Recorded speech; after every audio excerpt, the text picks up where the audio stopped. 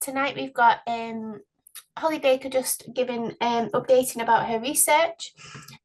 We've got Mr. Growcock, a surgeon that's going to be talking about bariatric surgery, and we've got Jodie as usual. We've also got Liam, the bariatric lead from ABL Health, who's going to be answering some questions in the background, and then myself. I'll be hosting tonight. As usual, if you could direct all of your questions to the Q&A box at the bottom. I don't think the chat function is turned on for now, but once the talk is finished, I'll pop that back on for you all. And you'll notice that I've put the link to the YouTube channel for all the previous recordings of the sessions on there for you to watch if you need to. And I've put the link to the Facebook group on there as well if anybody wants to join. It's just a platform for peer support, really. And we've got lots of people that have already had surgery that are really happy to share their journeys and give you any hints and tips along the way.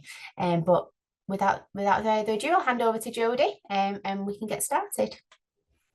Good evening, everyone. I'm Jodie. I'm the specialist bariatrics nurse at Salford. It's lovely to have you join us again. We've got Holly here who's doing some research, so I am going to let her just have a little talk to the group, and then I'll join you again in a moment. Thank you, Jodie. Thank you, Stevie. I'm just going to share. Oh, my table's screen sharing, so apologies. I'll just talk to you a little bit. Holly, I'll pop that on for you now. Sorry. Yeah, no worries. Perfect. Thanks. So I'm doing a study which some of you may be aware of, along with Mr. Alkafaf and the team at the University of Manchester. And the study, entire screen, we'll go with, sorry. The study, sorry, I'm getting distracted. Yeah. So the study is called Prominent. It's a collaboration and an international study that is really seeking to understand how bariatric surgery is changing cells on a molecular basis. And the reason that we're doing it is that we know people living with obesity have a higher risk of developing certain types of cancer. And we want to know from this study how the weight loss from bariatric surgery can reduce the risk of getting these certain types of cancer. As I say, looking right down at the single cells to try and work out how that's happening. We are looking for female volunteers to take part who are over the age of 18, people who've never had a cancer before, who are having their bariatric surgery and so will have had their 4-in-1 and may well have had their date as well. And people who, I know we always say don't plan for pregnancy within a year of having bariatric surgery, but people who are not pregnant or planning pregnancy in that time. If you did decide to take part, and it's completely voluntary. If you didn't want to take part, it wouldn't affect anything about the care that you receive. But if you did, we'd want to take some samples from you before you had your weight loss surgery and then repeat them about 9 to 12 months later. A series of questionnaires that we ask people to fill out, some things like simple blood tests, mouth swab, a saliva sample, measurement of your height and weight. And then we're after 3 little biopsies, little pieces of tissue, one from the bowel, one from the lining of the womb, and one from the breast. The research appointment happens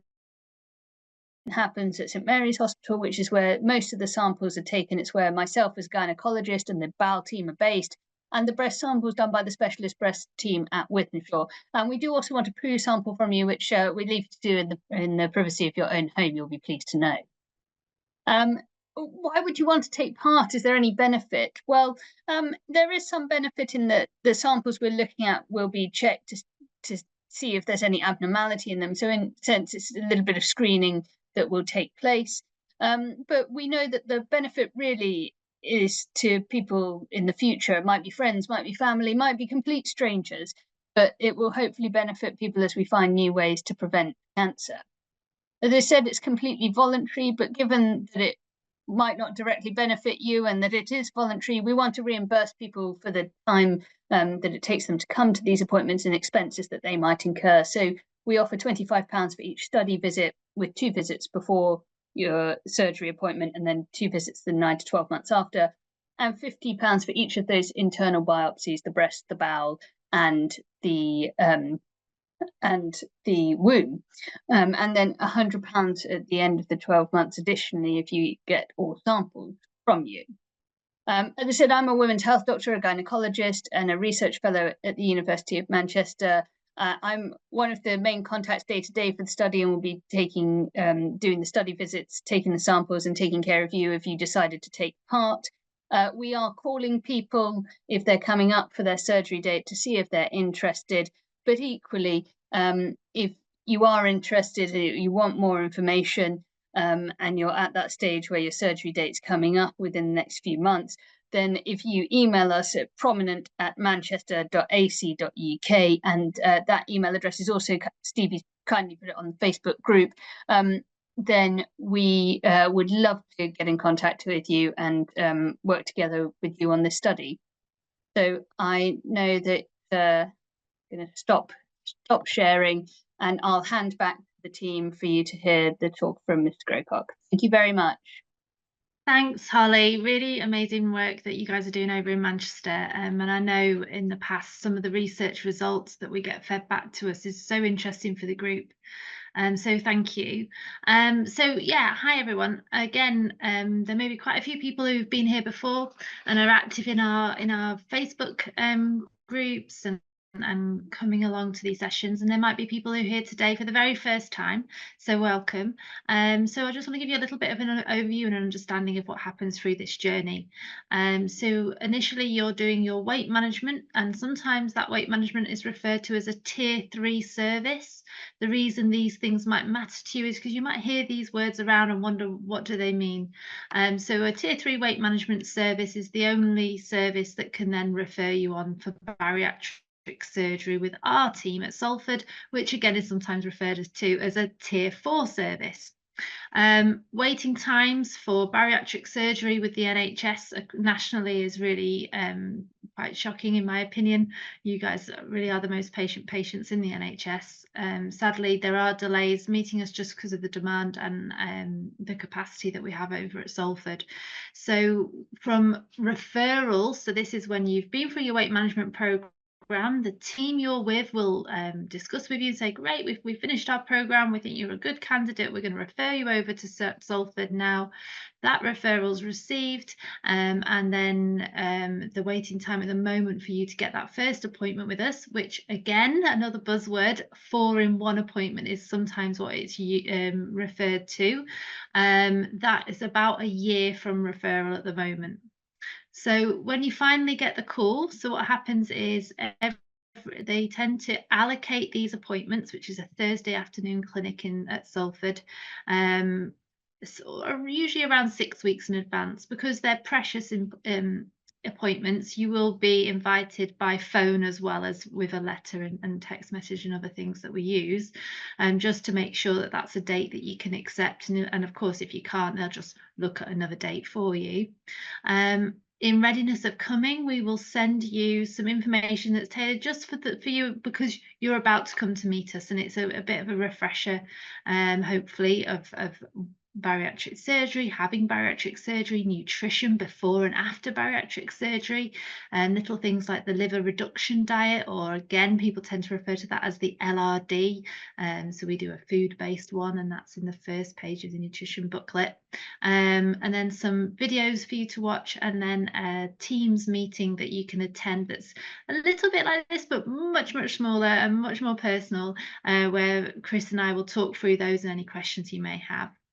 In addition to that email that you receive, our care coordinator tends to give you a call and just give you a little bit of an update of when you come into the hospital, what happens from there, and just explains a little bit more detail for you, which is quite nice when you've been waiting so long and then suddenly things are happening again.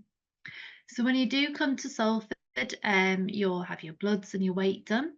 And then you'll meet one of our medics. They're bariatric physicians. They're very clever chaps, I can say that, because they are all male. And they will look at your health history as an individual. And then you'll meet one of our surgeons who will go through, again, your health history and the weight journey you've been on. And they'll talk to you a bit more in depth, again, completely as an individual, of what surgery may well suit you and what surgery you were hoping to have. And then at the end of that session, and that can last a little while, you could be there for three, maybe 4 hours, hopefully not that long, the team then discuss your case, because there's other things that might need to be done. So, for example, a psychology assessment. This is something that almost all the patients have. It's not therapy. It's an assessment talking about your readiness for bariatric surgery, which is usually to do with the fact that these surgeries are just a tool. So when you're exploring surgery and wanting to lose weight, it's all very much body and mind. So we kind of look at where you were, where you are now, where you want to be, and just getting that self-awareness for the mental toolkit you'll need going into life after surgery. And then we also might ask you to do a sleep study. So some people may already have done this. And if you have, fantastic. It's worthwhile knowing if you've got your results, because it's very useful if you could bring those with you. If not, you'll have a sleep study with us. And when you come to when you do the Q&A and education session with me, I'll explain a bit more about what that is and again, why we do it. And then when you meet the surgeon or the medic, there may be other tests, there may be other specialists that are involved in your general health, and we want a bit more information from them. So there's a few things that will happen before you proceed on to the actual waiting list. So we may list you for surgery, but to be active on the waiting list, all the boxes, if you like, will need to be ticked. And our surgeon secretaries are very vigilant in trying to make sure that's the case, so that as soon as they can look for dates for surgery and offer you to come to our pre-op department and proceed with your surgeries, which we do here at Salford and also at the Oaklands Hospital, and that will happen. So it's very difficult for people because you've waited so long to meet us, and then you're like, well, how long is it until you can actually offer a surgery? And that's as I say, quite individual depending on the things we need to do as part of the workup. But as a rule, at the moment, the team, the service team have told me that it can still be up to a 12-month wait to surgery at Salford. It's usually a little bit less time at the Oaklands, perhaps 6 months or so. But the fact that we can use the Oaklands allows us to reduce our list at Salford. So that's the kind of waiting times as is at the moment. So going back to kind of when you come to meet us, the key speaker for tonight, Mr. Grocock is one of our fantastic bariatric surgeons, and we offer 3 types of surgery. And I'm going to hand over to him so he can talk to you about that. Thanks very much. Okay, thank you, Jodie. I'll just share my slides.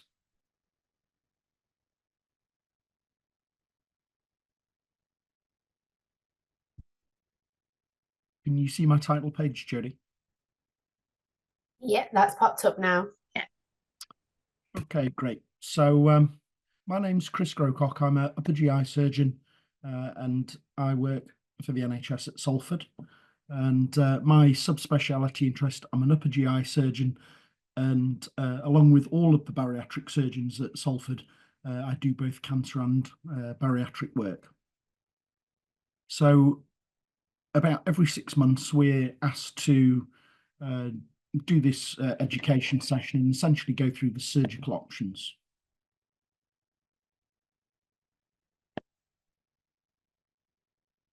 Just trying to get my slides to advance. Okay. So the things I'm going to talk about tonight are the surgical options available, the advantages and disadvantages of each, how we choose which procedure to use for each individual patient, all the factors that influence that decision making. I'm briefly going to touch on consent, and then I'm hoping that the bulk of the session is going to focus on discussion and questions. So, as Jodie said, there are essentially 3 choices. Now, if we were to simplify that further, increasingly, we're essentially offering sleeves and bypasses.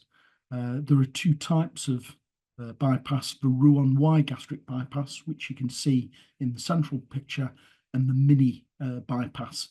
Other names for the mini are the single anastomosis gastric bypass or the one anastomosis gastric bypass. And essentially that is a newer variant of the Roux-en-Y gastric bypass. In many ways, results seem to be very similar or even better, but there's slightly less follow-up. So we'll touch more on that as we go through the slides. So if you like, the entry-level bariatric procedure is the sleeve gastrectomy. It's got significant advantages. The main thing from my point of view is I think it's a very simple, straightforward operation. And essentially we tubularize the stomach. So you can see that we divide the stomach longitudinally, and we're left with a banana-shaped stomach. And obviously the storage capacity is massively reduced. It's simple, it's very effective, and we see patients lose approximately, or the average patient lose approximately 60% of their excess weight. So if we were to talk about excess weight, that is essentially the difference between a patient's starting weight and the natural healthy weight. So in a patient where that excess is 10 stones, we would expect them to lose roughly 6 stones in weight. It's a restrictive operation, and by that I mean it reduces or restricts the amount that any patient is able to eat post-operatively.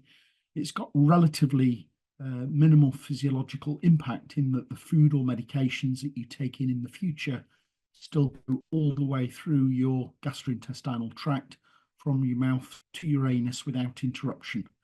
And the other thing that is an advantage to it is it essentially gives us more options for the future if reoperative surgery were ever required. And that's one reason why we tend to recommend sleeves in younger patients. But again, I'll touch on that again as we go through. So disadvantages of a sleeve. I mean, in some ways, this is it goes for all bariatric operations. I think you've got to go into bariatric surgery expecting it to change your eating pattern for the rest of your life. And you need to think about the implications of that. So we sometimes meet people that socialise as part of the job. For example, they have to entertain in the evenings as part of the working life, take clients out for dinner, etc. So bariatric surgery is going to affect your ability to do that. It also seems to reduce alcohol tolerance. And so patients need to go into surgery, obviously well-informed, well-educated, and to have thought through all of the implications for the life going forward so that they get best possible result. Now, the only real disadvantage to sleeves is that about 10% of patients afterwards end up with reflux. And the reason why we see reflux in a sleeve, we can think that we start off with a relatively wide, relatively low pressure bag, i.e. the stomach, and then we form it into a much more narrow and a much more high pressure tube. And so that makes it that little bit more difficult for food to go down and through. It makes it easier for any gastric acid to come back up. So we see approximately 10% of patients report reflux after a sleeve that don't report it before. And that can be associated with reflux-associated changes of the cells at the bottom of the esophagus that we call Barrett's esophagus. The one other thing to say about a sleeve is part of the stomach that's disconnected that we can see on the right-hand side of the image here, that's removed from body, and that's obviously irreversible. Because of the association with reflux, with people who have reflux preoperatively, we try and avoid sleeve gastrectomies. Now that brings us on to Roux-en-Y gastric bypass.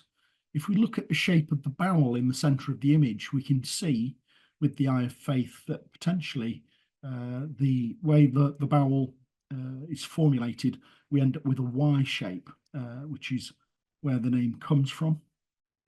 Again, very effective in anything, if anything, slightly more effective than a sleeve gastrectomy in terms of weight loss. Different studies report different results, but on average, we would often quote 65% excess weight loss. So somewhere between 60 and 70% in most studies. It works in two different ways. It's both got a restrictive element. You can see that at the top, there's the gastric pouch, which is disconnected from the rest of the stomach. So that essentially gives a very small gastric capacity, and then the small bowel is brought up and joined onto that gastric pouch. So there's the restrictive element from the gastric pouch, and then the food that's ingested, if we follow the red arrow downwards from the esophagus into the gastric pouch, it then comes into the small bowel, and we can see that the rest of the stomach and the area where the green arrows are, that piece of stomach and bowel is essentially bypassed, again, hence the name. Roux-en-Y gastric bypass has been around longer than either of the other operations. That means it's got the greatest evidence base supporting it. Latest studies show it to be more effective and potentially to offer a better post-operative quality of life than sleeve gastrectomy. The one thing that does push us towards a bypass is for diabetic patients. Now, in terms of disadvantages, everything in medicine and everything in surgery is essentially a balance of risks. And when we choose a particular operation for a particular person, what we're trying to do is we're trying to balance those risks and benefits for each individual patient. With a Roux-en-Y gastric bypass, slightly more complicated procedure certainly than a sleeve gastrectomy. And that means it's got slightly higher risks, both short and longer term. We tend to avoid it in people who've got significant history of bowel disease. And by that, I really mean ulcerative colitis or Crohn's, people that have previous major bowel surgery.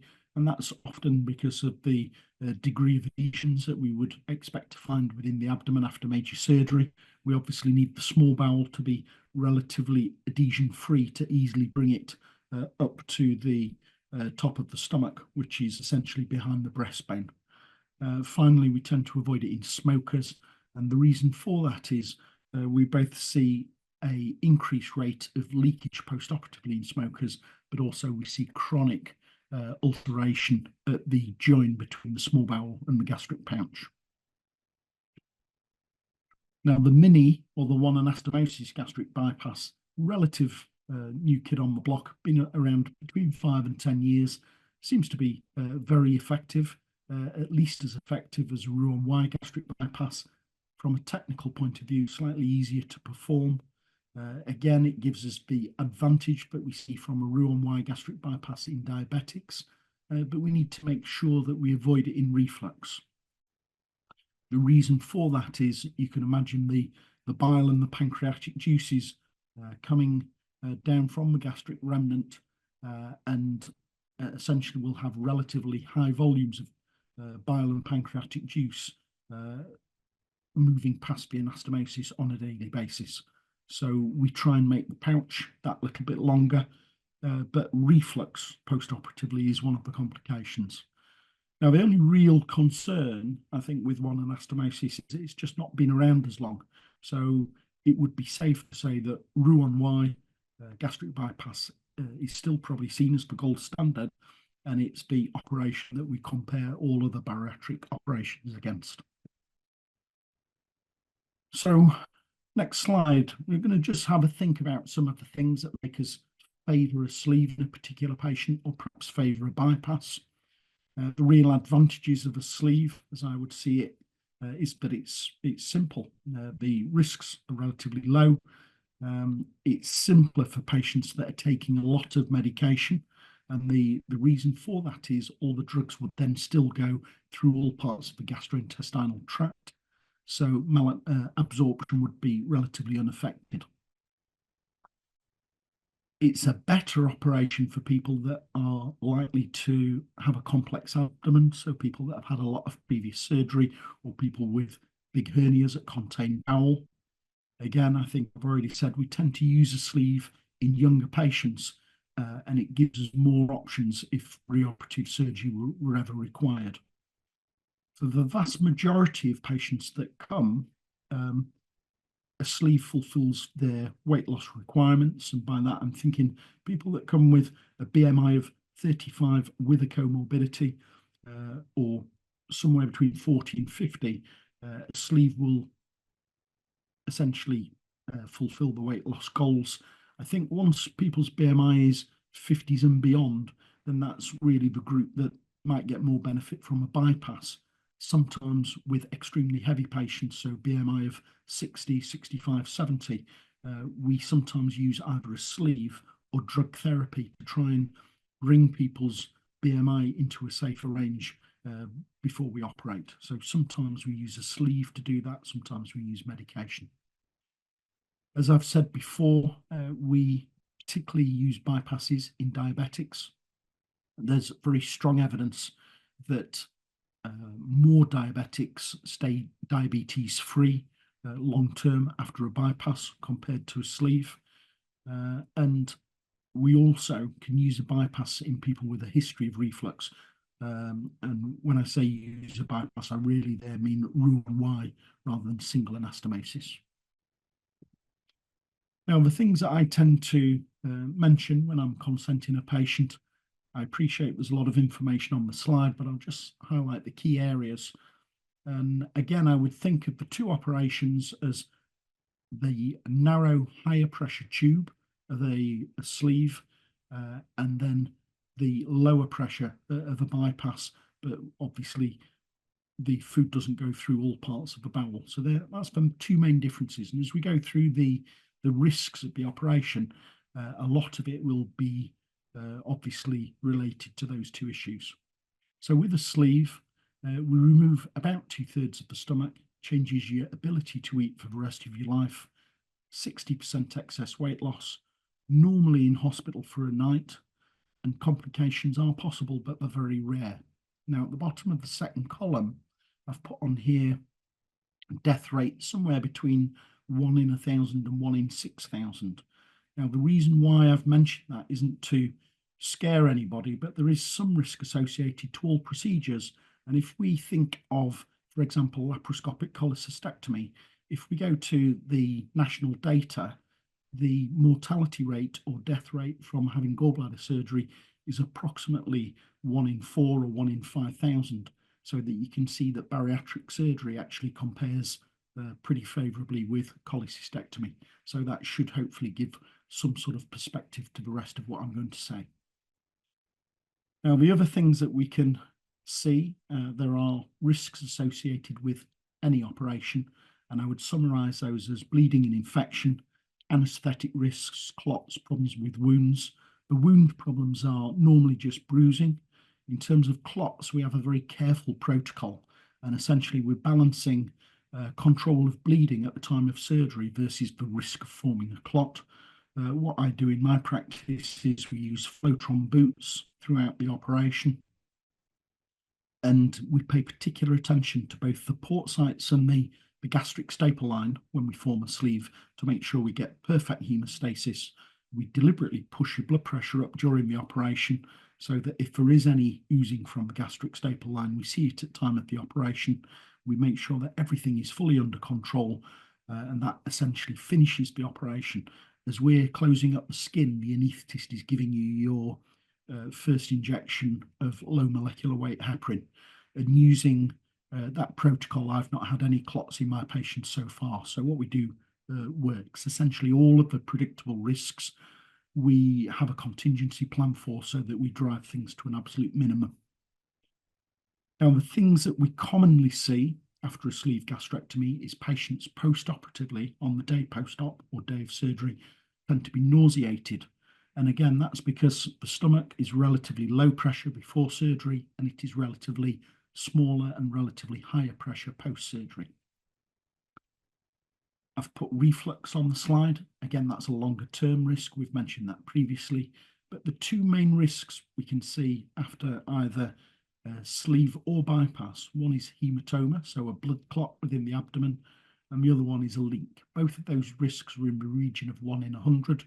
The reason they're important, I've put them on the slide, is they often need a return to theatre and a readmission. Sometimes after leaks, it can take weeks and weeks to settle a leak down. And so that's probably the most feared complication in the immediate post-op period after any bariatric operation. We occasionally see people that struggle to transition from liquids onto solids after a sleeve. That can be a structural thing, such as a hiatus hernia. And so if we identify a hiatus hernia at time of surgery, we tend to repair it if we're going to go on to do a sleeve. But sometimes, even if everything anatomically looks perfect, some people's esophagus doesn't pump as hard as the average person. And so some patients struggle to transition to more normal foods because of the higher pressure within the gastric tube. In the longer term, we see relatively few problems with multivitamins, although we do recommend annual blood monitoring for life. We've mentioned changes in the cells at the bottom of the esophagus. Whenever there's rapid weight loss, we do see sometimes development of gallstones, and obviously with rapid weight loss, we can end up with some loose skin. What we typically see is patients lose 50 to 60% of their excess weight over the first 12 months. The weight loss eventually plateaus off, and essentially, as it starts to plateau, patients can increase the amount that they exercise as the weight comes down and maintain the weight loss. Sometimes things will eventually plateau, and we often see some slight weight regain. Finally, of all patients that have a sleeve nationally, about 1 in 30 or 3% goes on to have a second operation. After a sleeve, the main indication for that is normally intractable reflux. So finally, I'm just going to talk about bypass. The general risks exactly the same. The differences really are to do with the bypass element of either a Roux-en-Y or a Roux anastomosis gastric bypass. So you can see that the reflux rate, if we look at column 2, is far lower. It's 1% rather than 10%, and that's because a bypass leaves us with a low pressure system rather than a high pressure system. So the forces driving any gastric juices back into the esophagus are far lower. We can still get both blood clots or leaks in exactly the same way as we can after a sleeve, and we also sometimes see problems with eating. Now, the real difference, as I would see it in risk between a sleeve and a bypass, is really over the longer term. Because a proportion of the bowel has been bypassed, we see more abnormalities in terms of blood changes. So people need to be far stricter with multivitamins and B12. And it's important to have annual blood testing so that we pick up any abnormalities and correct them. One of the reasons we avoid bypasses in smokers is that smoking is associated with significant ulceration at the anastomosis, and that can either be a partial thickness ulcer that bleeds, or it can be a full thickness ulcer which needs major surgery to correct. We occasionally see growth of bacteria within the part of the small bowel that's been bypassed. Gallstones and loose skin, the same really as after a sleeve. One of the complications after a bypass is internal herniation, and we don't see that after a sleeve gastrectomy because we don't leave potential spaces for that hernia. In terms of other issues, weight regain and future reoperation are essentially the same. And that was really all I wanted to say. If there are any questions, I'll happily take them now, but essentially I'll head back to Stevie and Jodie, and we'll take questions as and when Jodie and Stevie decide. Hi, thank you so much for that really interesting talk. Thank you. So there have been some good questions coming through. So someone was asking, what is Barrett's esophagus? I would think of Barrett's esophagus as a cellular change. So the cells that line the esophagus are simpler and thinner than the cells that line the stomach. One of the reasons for that is gastric cells are designed or have evolved to protect the body against gastric acid secretions. Now, because we rarely see gastric acid within the esophagus, the cells of the esophagus are slightly different and the thinner.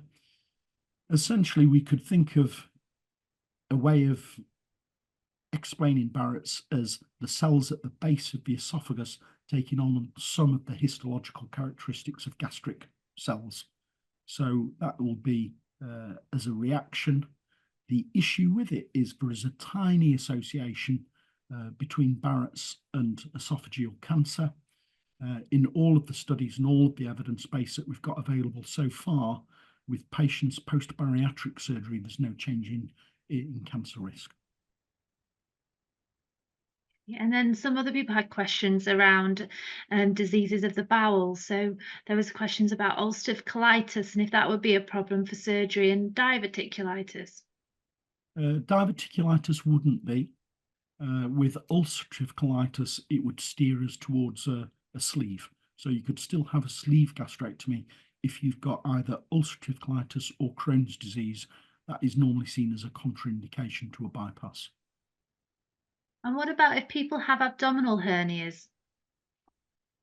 Again, it's relative. It depends where they are, how big they are, and what they contain. In general terms, significant hernias steer us towards a sleeve. And the reason why that happens is that the hernias that affect the bowel or affect the lower abdomen often make it very difficult to do a bypass, but the upper abdomen is relatively spared. So if we've got a clear upper abdomen and a lower abdomen which is affected by the previous surgery or large hernias, then we can still relatively easily do a sleeve within the upper abdomen without needing to disturb things lower down. Brilliant. And a few people are asking around recovery time. So ideally, you'll come in on the day of your surgery, have your procedure, go to our recovery area and then to our ward. You'll stay overnight and all being well, go home the following afternoon, evening. And there may be reasons that we want to keep you in hospital a little bit longer. Maybe we need to get your pain a bit more managed.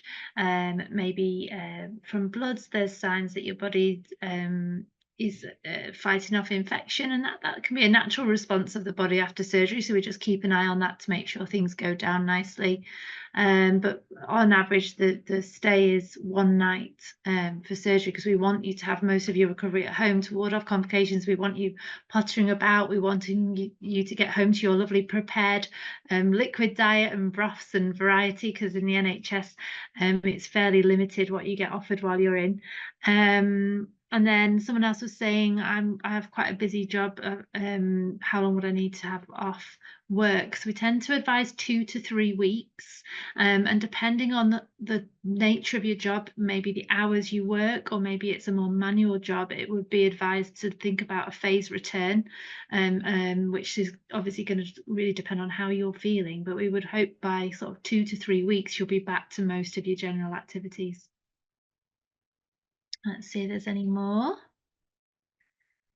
I've had a previous pancreatitis. Would this affect options? I think probably the best way of answering that question is to say that it depends. So there are a lot of things in medicine and surgery where it's impossible to give a definitive answer. I would hope that after pancreatitis you could have either a sleeve or a bypass.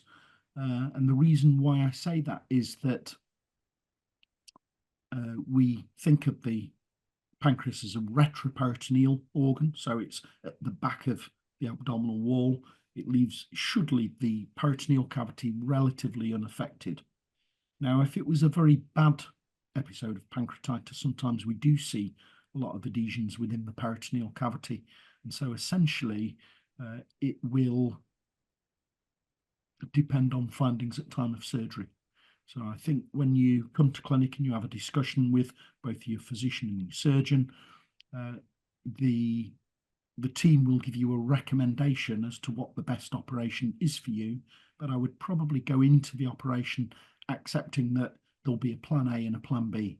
And if we find things within your abdomen that make plan A particularly difficult or dangerous to you, then obviously our options are switch to plan B and do something simpler, or possibly even sometimes we should always discuss this pre-op. We say, if we can't do plan A, would you prefer us to just do nothing? So they're the three options: is plan A, something simpler, or do nothing.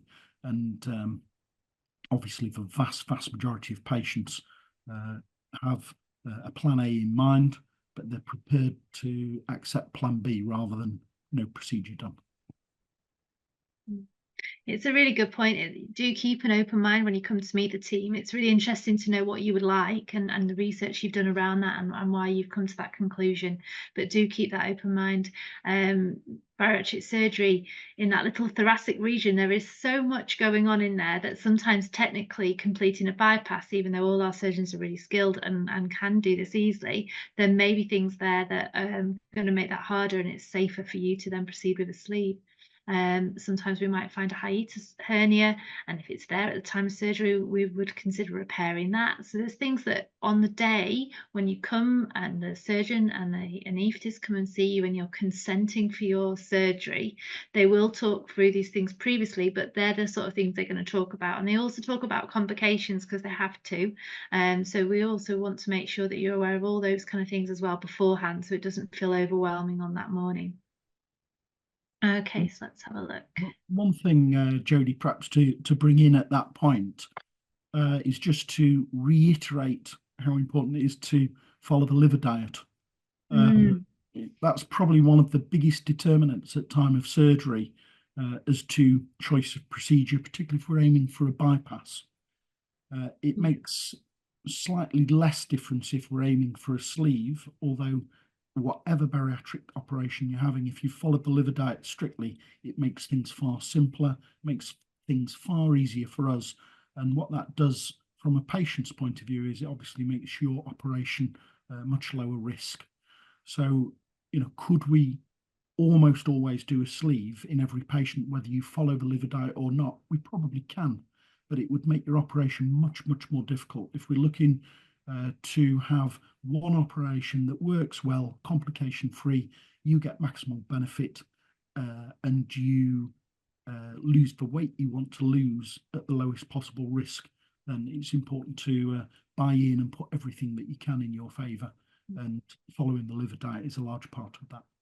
Yeah, and the liver diet and complications around surgery, and I talk a bit about the size of your liver and the challenges that can cause sometimes in the education videos. So before you come to meet the team, you'll already have opportunity to look at this and perhaps have fresh questions that you want to ask when you come on the day, or for the Q&A session that we do as well. So please don't think you have to remember everything this evening, or there might be things that we've mentioned and you're thinking, well, I don't really know about that.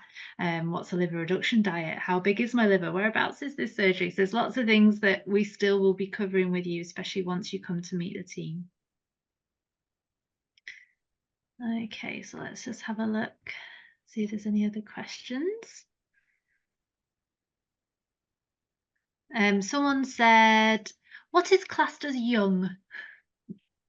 So I presume this might be someone thinking about having surgery who might be a little bit more advanced in years. Yeah, I think in terms of what I would call young in terms of bariatric surgery, perhaps under 40. So if someone were under 40, I would be more likely to do a sleeve. If patients were 40 or beyond, the big thing that would push me towards a bypass, as we said in the presentation, was diabetes. Yeah, brilliant. And then someone's asked a bit more of a serious question. They said, how would you know if you had a leak after surgery? It tends to be pretty obvious. So if you were extremely unwell in the post-op period, the easiest objective way for patients to know if they've got an issue or not is to take the pulse and the temperature. And, you know, if you see a significant change in your pulse rate, so a normal pulse rate for most people is roughly 70, but you could find out what a normal pulse rate for you is before surgery. And then if you're at home and your pulse is 130, that is abnormal. Equally, a normal temperature is up to 37 or 37.5. And if you're at home and you're taking your temperature and it's 38.5, again, that is abnormal. But normally speaking, you would feel unwell. So a combination of those objective measurements, but it is normally speaking is pretty obvious.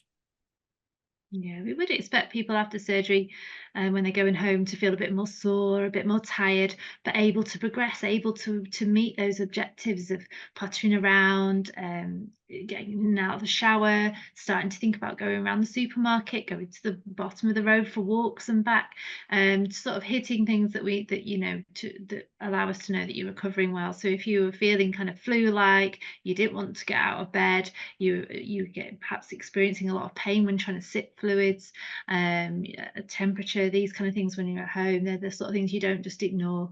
You would come back into the hospital and let us reassure you in the ways that only an A&E can, that you're okay, and if not, then we'll look after you. So I'll talk a little bit more about leaks and what those things are in the education as well. Jodie, there's one question here that might be worth answering. Can any of the procedures be reversed? Do you want me to take that one? I guess essentially, when you're having a bariatric surgery, it's a kind of a commitment to this change in your anatomy to allow initially a rapid weight loss, and then the kind of weaning process where you then end up on kind of smaller regular meals to then maintain weight loss in the future. So as a NHS, we don't reverse surgeries unless there is a very serious reason to do that. And of the surgeries that can be reversed, a sleeve cannot, but a bypass essentially is the surgeons being rather clever plumbers. So they will bypass away the large section of your stomach and usually around about 190 centimeters of small bowel. And the way they do that doesn't mean that it's still in your person, it hasn't left your body, it still has a blood supply, it still has a function, it just doesn't have food going through anymore.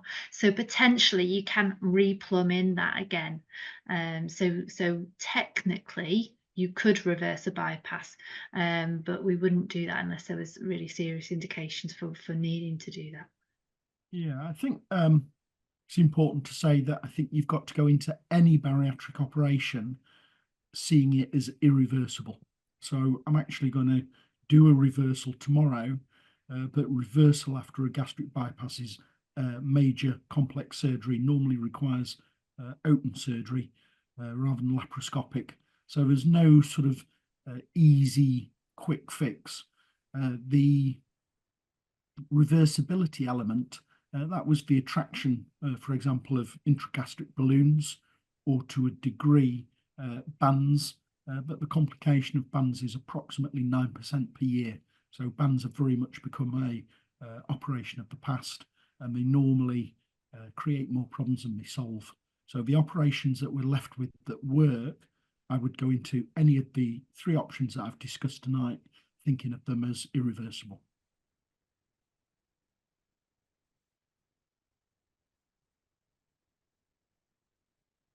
Someone else has said, I have gallstones.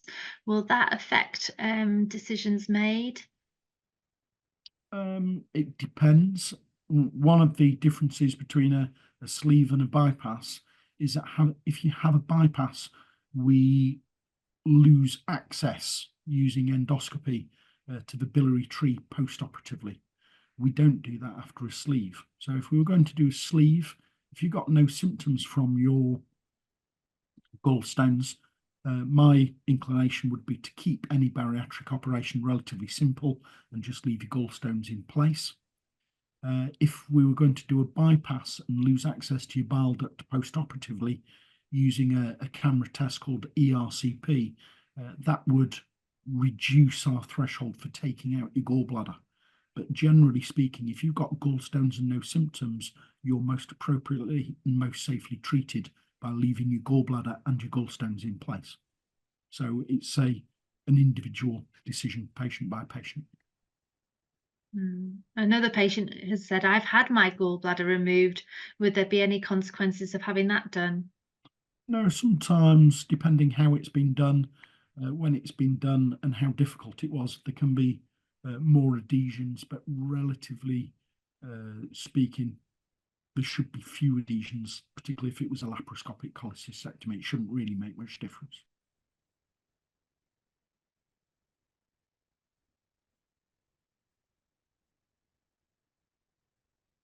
There's someone who's talking a little bit about having kind of slow gut motility, chronic constipation, things like this, and going into bariatric surgery.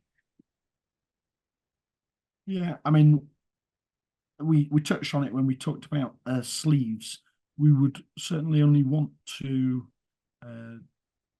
do a sleeve if we thought you had relatively normal esophageal manometry or esophageal pressures and peristalsis.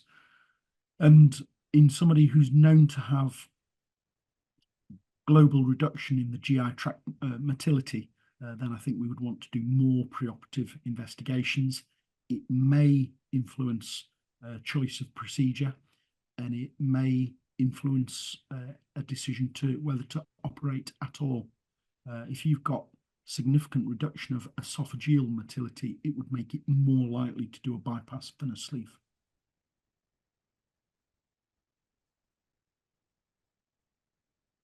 I'm just reading through the questions, seeing what else we've got for you.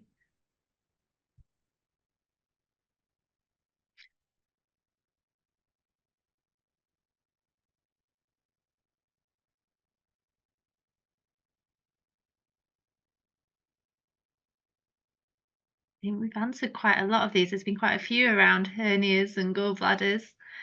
We've actually done quite well so far. We've got through 60 questions. So somebody said, I have sleep apnea. So this is a condition that we do look at. It's actually called obstructive sleep apnea. And it's essentially when you go to sleep and for whatever reason, that lovely gas exchange that our body should just be doing in autopilot struggles a bit, and it tells you, wake up, take a deep breath. We need a bit more oxygen, or we need to blow off a little bit of CO2. So you never get that nice deep sleep. You're always pushed into a sort of a REM sleep, so that kind of sleep where you don't realize you're waking up, but you're not really sleeping well. So when you wake up in the morning, you're probably exhausted, a little bit like having a newborn baby, really. So we look for that because it's interesting for our anaesthetists. It's interesting where we may want to look after you, and also if this is resonating with you already, it's worth speaking to your GP about, because there is treatments for this that really can improve your quality of life massively, and that's what we call a CPAP machine. So if you've already have this condition, maybe you have a CPAP machine, maybe you couldn't tolerate it, it's not the easiest thing in the world, it's something you have to wear on your face while you sleep. So if you've already had these tests when you come to meet us, we wouldn't necessarily repeat them unless it was from like a decade ago or something. And it would impact perhaps where we look after you. So I know someone was saying, well, if I have sleep apnea, can I go to the Oaklands? If someone's established on CPAP, which is the way that gas exchange is kept nice and stable while you're sleeping, then yes, you can take your CPAP machine with you to the Oaklands if you meet the other criteria and it's deemed safe for you to have your surgery there. If not, you'll be looked after with our team here at Salford, where we have lots of other specialities and appropriate places to look after you should there be any issues with that. And it wouldn't necessarily mean you would stay in hospital longer. It's just a precaution to where we look after you to keep you the safest after your surgery. And I think you were just saying that you had sleep apnea and reflux, and would you still be able to have a bypass? And I think that would be an excellent choice for you, because if you already have reflux, we know that a bypass can be quite good at helping prevent reflux, so that's good. And we also know that it's that both surgeries are excellent for seeing off obstructive sleep apnea in the future. And we've got quite a few scientific studies that show that happens quite early on when you haven't really even lost the weight. So obstructive sleep apnea is definitely something that we can boast bariatric surgery can cure.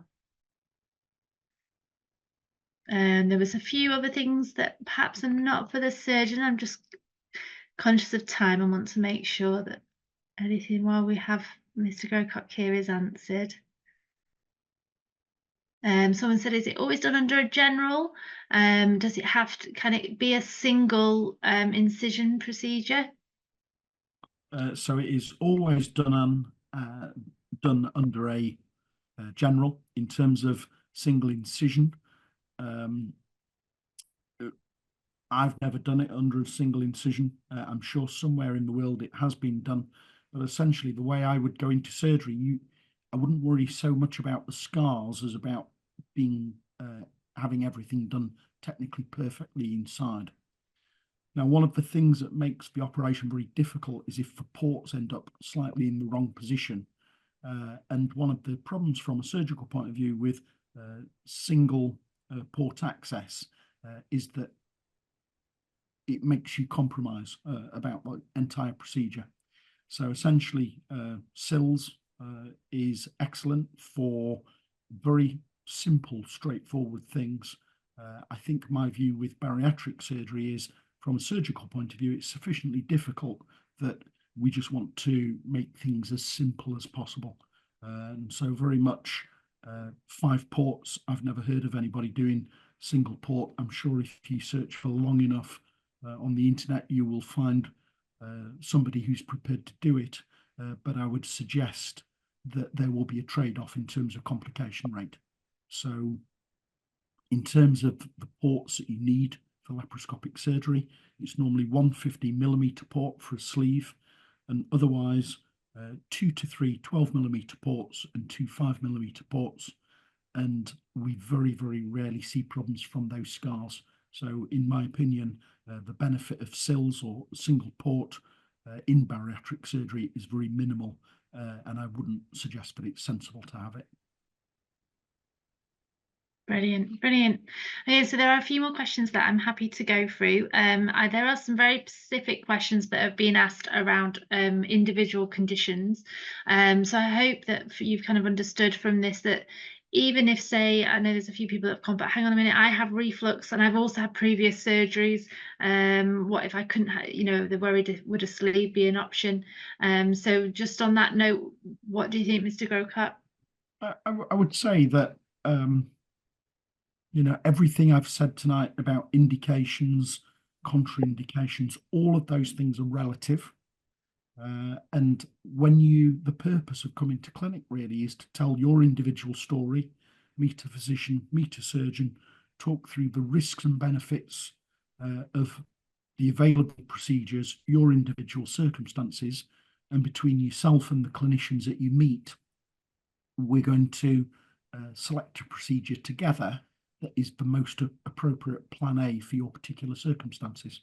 And, the more complex somebody's background is, then the more of a trade-off things are.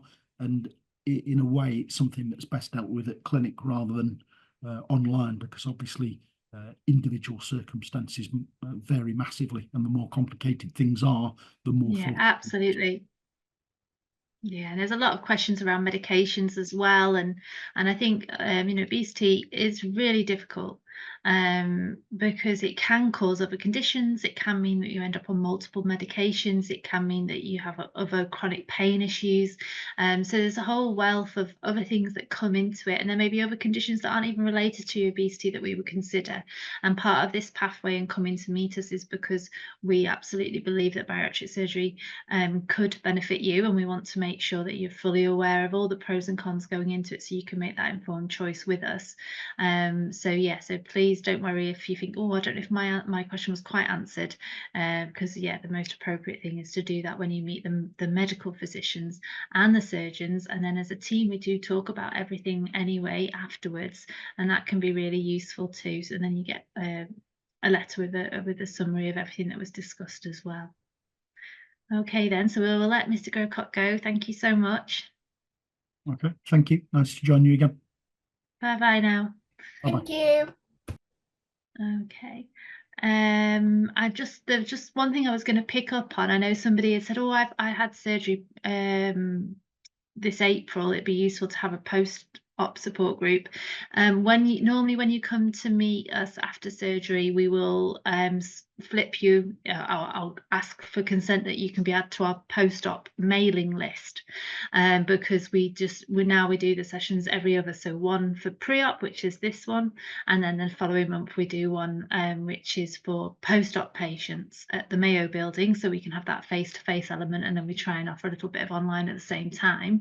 Now next month, so that's the 4th of December on a Wednesday evening at 6:30 until 7:45. we are going to set up our conference rooms kind of cafe style, so with tables and chairs all around.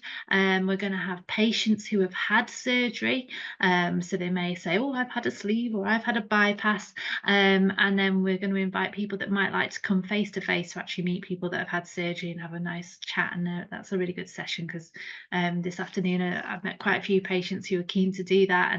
And part of some of the things that you can go through after surgery is it can be a bit overwhelming, and maybe you've lost some significant weight and you don't quite see it yet. And sometimes doing these sessions after surgery is really useful to allow people to see how far they've come. And then you have the added benefit of seeing where people are and having some more personal questions answered, which you feel comfortable asking to people that have had surgery. Myself and Stevie and Chris, our dietitian, will be there, so if there's anything you've heard or anything you're not sure about, you can question things with us as well. This session is really aimed for people that are either not sure if they want surgery, maybe they're kind of new to weight management, or maybe they've waiting to meet the team and they're in that limbo and they're kind of attending this. So it will be a ticketed event, because part of the reason we usually do patient experience in this setting is because we can cater for big numbers, and we can't cater for big numbers in a small venue. So we will ticket the event. Obviously, you're not paying to come, it's just so that we can cap the numbers so it's reasonable for our patients that are there, and sorry, for our post-op patients and for you guys as well. So we'll put a little bit more information about that. I think Stevie's going to kindly arrange that for us. Yeah, what I'll do is I'll set up an event on I forgot the Eventbrite. On Eventbrite, that's what I'll do. I'll set up an event on Eventbrite and I'll post it on the Facebook group. I'll send it to all of the tier 3 providers. So that's More Life, ABL. I think they're the only providers we've got at the minute, aren't they, Jodie? And I'll ask them to send it out as well on their socials and by kind of a mail merge email or something like that. But it'll be first come, first served. And as Jodie said, it's limited tickets. So if you are wanting to come to that, then just keep your eyes out, and I'll post updates, and I won't just post it. I'll post an announcement to tell you I'm going to post it, and then I'll post it on an agreed day so that everybody's got the same chance to kind of apply for the tickets. Yeah, I'm sure it won't be like Oasis, but but yeah. And then the other thing I was going to say is, if anybody here is here who still attends it even though they've had surgery, and you would be interested in coming along to that event, you'll have Shirley's email, you'll have my contact details, so do let us know if that's something you'd like to come to be one of the people that have had surgery and are talking about it. And I think it'll be a really lovely way to round off the year. And anything that, any upshots, any questions and anything from there, then we'll bring those together into another Zoom patient experience night. So don't feel like if for any reason you don't get to come, we'll get feedback from that session and bring it into the new year as well. All right, thank you so much everyone for joining us. No problem. We will see you again. I just want to say, Jodie, tonight's been a record attended session. We've had 375 people in attendance, and we've got through about 65 questions. So I know that there's a lot more there, but I think Liam and Manjana and myself and Jodie have been working hard in the background to answer as many questions as possible. So just bear with us, and we'll try and keep getting through them as quickly as we can. But thank you for attending. You'll all get an email with a link to the survey to register your attendance today. So if you could all complete that, and then your providers will know that you've attended. That'd be really helpful. But thanks again, Jodie, as always. You've been brilliant, and we'll see you in December. Okay, thanks everyone. Bye. Bye now. Bye.